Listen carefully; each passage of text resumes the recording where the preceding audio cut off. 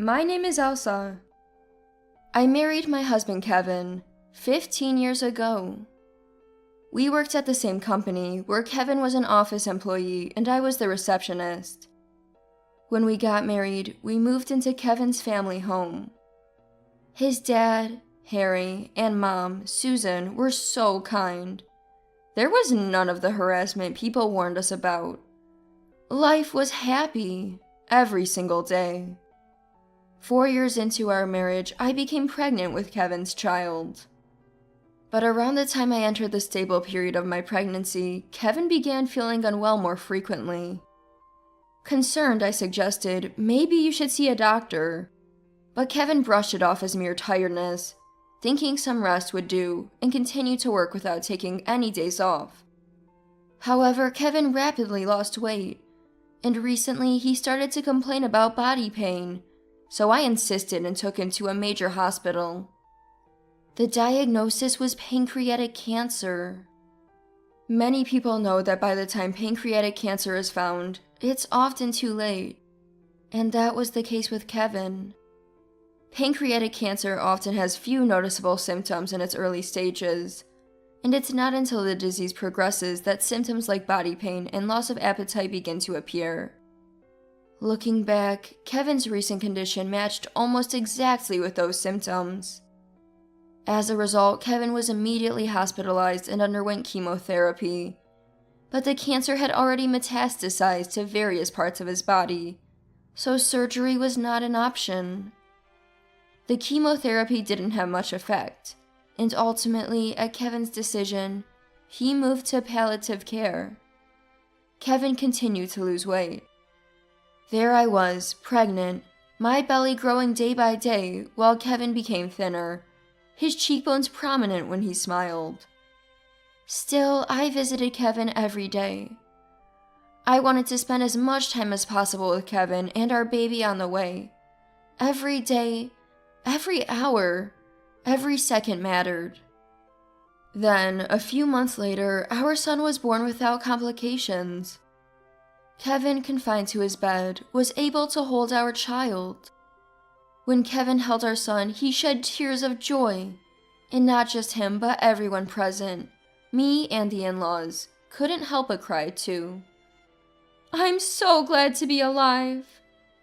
Kevin's words as he embraced our son are etched in my memory. About 3 weeks after that precious moment, Kevin passed away. I had braced myself, yet it was still shocking how quickly he was gone. With a newborn in my arms, I wondered how I would manage. But I didn't have much time to dwell on these thoughts, as my son was a whirlwind of crying, laughing, and growing as much as he could. As a mother, I knew I had to raise him right. After Kevin's funeral, I sat down with my in-laws for a serious talk. "Harry, Susan, I can't thank you enough for everything. Could I possibly stay here until I'm ready to go back to work?" I asked, and they looked at me with surprise. Harry and Susan exchanged glances, and then Harry spoke up. "Elsa, neither my wife nor I have ever thought of asking you to leave. You're our daughter too. Thank you for giving us such a precious grandchild. If it's all right with you, would you consider staying here with us permanently?" Their unexpected offer brought tears to my eyes. The tears fell on my son's cheek, and I was once again struck by the reality that he was mine and Kevin's child. As I cried, Susan came over and gently rubbed my back. "Elsa, you don't have to do this alone." Hearing those words, I was overwhelmed with tears once again. I realized anew that my beloved Kevin was raised by such a good man. That's why he was such a wonderful person. About a year later, our son started to walk, and his cuteness was more polished than ever. Suddenly, sister-in-law and her husband returned to the in-laws' house. This was the first time meeting my sister-in-law, Pip. As I had heard from Kevin before, Pip was quite the troublemaker, and apparently, a few years before we got married, she had taken off with Harry's money. Of course, since Pip left, the in-laws had not been in touch with her, so not only me but even the in-laws had no idea that Pip was married. Moreover, Pip and her husband Aaron had been running a company together, which had gone bankrupt. They were broke and homeless, claiming it would be impossible to carry on with their lives from tomorrow. I admit I was wrong in the past, and I apologize. So please, let us stay here for a while. With those words, Pip apologized deeply at the doorway. Though she's been a troublemaker for the in-laws, she's still their real daughter after all.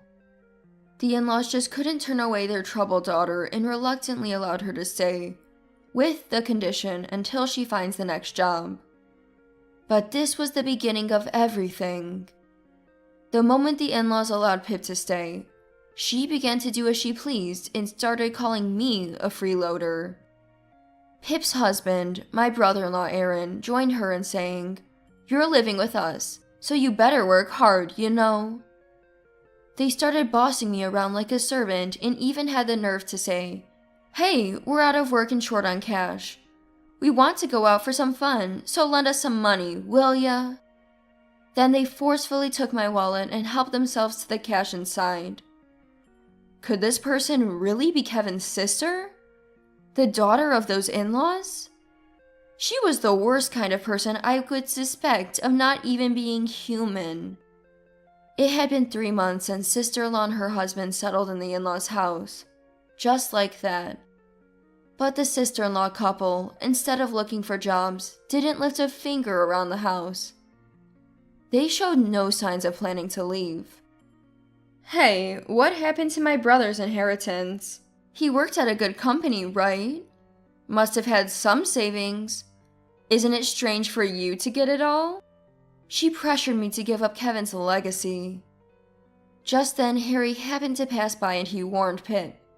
So fortunately, it didn't go any further. To be honest, I was at my wit's end. Living with my sister-in-law and her husband like this was more than I could bear. Around that time, Aaron started making advances towards me, suggesting an affair. Feeling a deep sense of revulsion, I took that as my cue to leave the in-laws' house. I couldn't tell the in-laws about Aaron's proposition. There was no proof. So I told them I wanted independence from my work in my son's daycare and left. I rented an apartment not too far from the in-laws' house and started a new life with my son. It was tough doing everything alone at first, but it was nothing compared to living with the sister-in-law couple. However, even after I left, they showed no intention of getting jobs. Instead, they began demanding money from the in-laws, and Pip kept contacting me, insisting on getting Kevin's inheritance. It wasn't this bad when I was there, but after I left, the sister-in-law couple would drink and create chaos if anything displeased them at the in-laws. When they were refused money, they would rampage until they got it. The stress of the situation caused the in-laws to lose weight dramatically. By the time I visited the in-laws' house after a long while, it was no longer the place I remembered. The curtains were old and shabby, and there was trash scattered around. Kevin's usually immaculate altar was dusty, and the in-laws seemed to have lost the energy even for daily chores. Worried, I started thinking about what to do, but then Harry passed away. Susan, already frail, was devastated by his death. Within days, she hardly ate anything. But who could blame her for falling apart? Even after Harry had passed away, the sister-in-law and her husband didn't shed a single tear. Instead, they persistently pressed Susan, asking, "What about Dad's inheritance? How much do we get?" Despite grieving over the recent loss of her beloved Kevin, anyone would be overwhelmed if suddenly hit with money issues, Susan included.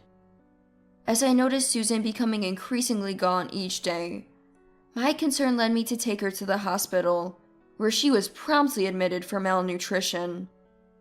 I then hurried back to the in-laws' house, packed a bag with everything Susan had asked for, and delivered it to her at the hospital. Susan ended up being hospitalized for about 2 weeks. And during that time, not once did her daughter and her daughter's husband visit. In fact, about a week into Susan's hospital stay, when I went to get some of her clothes from the in-laws' house, I found Pip and the others merrily packing up. "Oh, Elsa, we're gonna be away for about a month, so take care of our place, will ya?" Pip said with a laugh. "Where are you going for a whole month? Susan's in the hospital." "We're off to Hawaii. Got our hands on Dad's inheritance and sold some stuff from this house, too," Pip replied, hopping around excitedly with Aaron. Pip had been eyeing the valuables in the in-laws' house for a while and seized the opportunity of Susan's hospitalization to sell them off at a pawn shop. With the money from the sales and Harry's inheritance, they planned a lavish trip to Hawaii. I urged them to visit Susan, but they didn't listen and left for Hawaii with high spirits. When I returned to the hospital and told Susan, her reaction was unexpectedly enthusiastic. I had braced myself for her anger at the unauthorized sale of her family's possessions, but Susan's eyes sparkled as she exclaimed, "The time has finally come." She was actually excited. Turns out, Susan had been considering selling the house for some time. She revealed that even when Harry was alive, there had been talks of selling the house. If this continues, the sister-in-law and her husband will end up taking over my in-laws' house. My mother-in-law, with that in mind, began to gradually pack up their belongings and consult with real estate agents. Then, when Harry passed away, Susan was convinced that she had reached her limit. Susan explained that she had thought of selling her house somehow and using that money to move into a nursing home. Upon hearing this, I contacted the real estate agent on behalf of Susan, arranged the sale, and completed the process without a hitch. I couldn't bear the thought of leaving Susan alone in a facility, so I offered, "Susan, would you like to live with us?" She was overjoyed by the suggestion and agreed to move in with my son and me after her discharge. To avoid tipping off my sister-in-law and her husband, we moved as soon as Susan was out of the hospital. Susan covered the moving expenses and apartment deposit with the money she got from selling her family home. She even managed our finances until I could find a new job. With Susan looking after my son, I was able to focus on my job search. Sometime later, my clueless sister-in-law and her husband returned from abroad. They expected to enter my in-laws' house as if nothing had changed, only to find it sold and the keys useless. They tried their keys to no avail. They bombarded us with incessant calls, but Susan and I ignored them. Later on, I heard that they contacted all the relatives trying to find Susan and my whereabouts, but we had only shared the circumstances with the relatives and kept our new address to ourselves. So, no matter how much Pip and her husband snooped around, they would never find where we were. Eventually, the couple tried to force their way into my in-laws' house by breaking a window. They were caught by a real estate agent who happened to visit and got arrested for property damage. Susan and I couldn't help but burst into laughter when we heard about it. Susan even roared with laughter, saying, "Really, how utterly shameful." I knew it was inappropriate, but I laughed along. They had treated kind-hearted Susan and Harry so terribly, after all. It served them right. The couple ended up having to pay damages. They had nearly spent all of Harry's inheritance on a trip to Hawaii, and after paying the compensation, they were left with just $5,000. Aaron, in particular, seemed to have no intention of working and was living off someone else. Turns out he was in debt and started facing daily harassment from debt collectors. Despite Aaron being the one in debt, it's Pip who's working herself to the bone. It's almost as if Pip's under some spell, the way she's constantly bending over backward for Aaron, working nonstop to support him and even paying off his debts. At times, Pip has reached out to relatives for financial help, but they've all turned her away after hearing the full story from Susan and me. Left with no one to borrow from, Pip's days are filled with nothing but work, from dawn till dusk. Meanwhile, Susan and I are living peaceful and happy lives every day. My son is getting better at talking and has even started kindergarten, which seems to have brought even more expression to his face. I'm so grateful to Kevin for leaving us with such a wonderful son, and to Susan, who's still here watching him grow with me.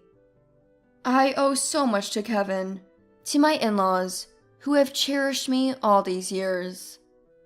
I could never forget their kindness. While Susan is still hale and hearty, I want us to travel places together, to create a multitude of memories to give back as much as I can. I'm sure Kevin and Harry would want nothing more than to see Susan, our son, and me spending our days with smiles and happiness.